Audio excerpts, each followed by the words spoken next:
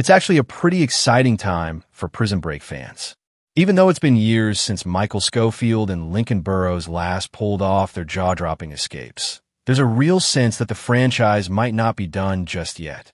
Thanks to news of a reboot that's officially in the works, there's growing hope that we could see the Prison Break universe back on our screens soon. And who knows, this fresh start might even breathe life into what some still like to think of as a potential Season 6. With the new show set in the same world as the original, it might revive old storylines in clever ways or pay homage to everything fans loved the first time around. Looking back, it's pretty wild how Prison Break kept reinventing itself. When Season 5 dropped, it brought Michael Scofield back from what everyone thought was certain death, which left fans both thrilled and scratching their heads.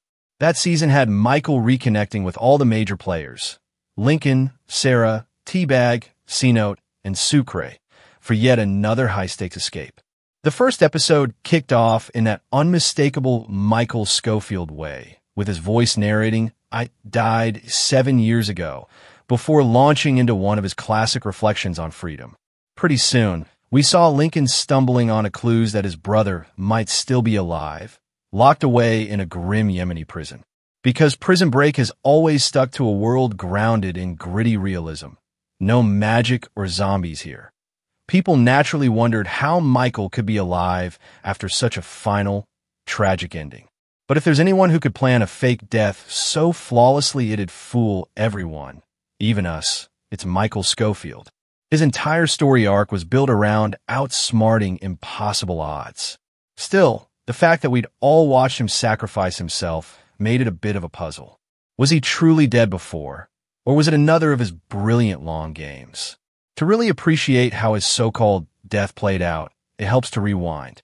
In the first 3 seasons, Michael seemed perfectly healthy enough to fake a diabetes diagnosis just to get into the infirmary and execute his plan. But Season 4 threw a nasty curveball when he started suffering from headaches, nosebleeds, and even blackouts. It turned out Michael had a brain tumor, something that mirrored what Lincoln remembered about their mother dying young from similar problems. Michael tried hiding it at first, determined to keep pushing forward in his quest to take down the company. Eventually, though, Lincoln and Sarah discovered the truth, and Lincoln was horrified. A hospital visit confirmed the worst. It was hypothalamic hemorrhage, an urgent case that needed surgery right away. But Michael, always putting others first, refused. He was laser-focused on dismantling the company's conspiracy. That illness became a huge part of the story. Michael managed to keep going for a while thanks to Sarah secretly treating him.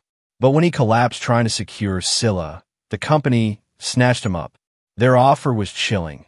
They'd save his life with their top-secret experimental procedure, but only if Lincoln handed over Scylla. In one of the most intense sequences, Michael's heart actually flatlined mid-operation until a mysterious serum jolted him back. Miraculously, it worked. Michael recovered and even gained new insights into the company's tangled plots. By the end of Season 4, it looked like he might have actually beaten death. He was alive and free, and the tumor seemed under control. But then came the final break, the special TV movie that closed out the original run. This time it was Sarah who ended up behind bars, arrested on her wedding day for killing someone to protect Michael. Naturally, Michael hatched yet another daring escape plan, sneaking into the prison himself and guiding Sarah through hidden tunnels to freedom. But right at the exit, they hit a locked electronic door. Michael revealed he always knew this might happen. The only way to open it was to create a power surge that would fry the circuit, and him along with it.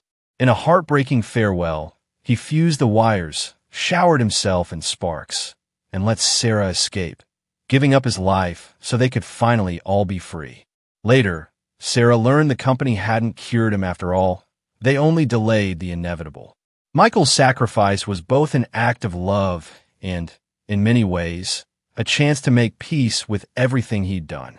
So, when Season 5 was announced and we learned Michael would be back, fans were understandably curious and a little skeptical.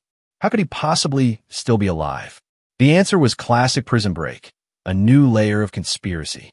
Before Michael and Sarah's wedding, A rogue CIA agent named Poseidon approached Michael with a deal. Fake your death, come work for us, and we'll keep your family safe. Michael initially refused, which ironically set off the chain of events leading to Sarah's arrest.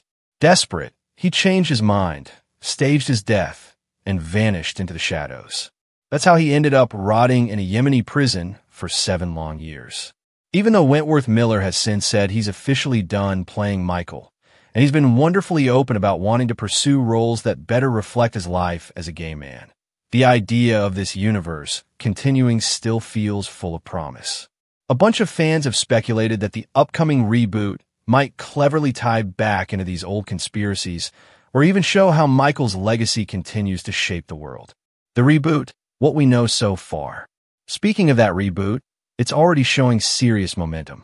Announced in late 2023 and moving forward with casting through 2025, this new Prison Break will be a soft reboot set in the same universe, just exploring different parts of it.